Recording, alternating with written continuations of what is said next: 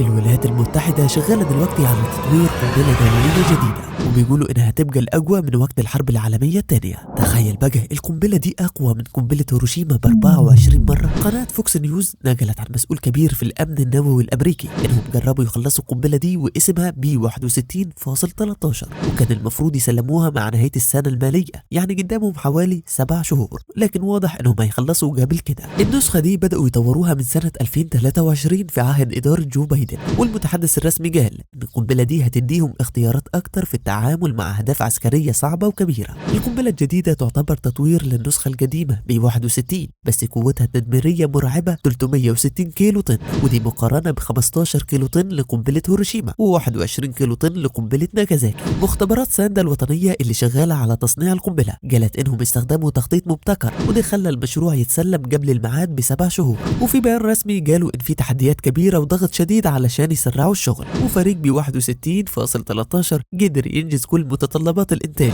بالتعاون مع مختبر لوس ألاموس والإدارة الوطنية للأمن النووي. بس كده، سلام.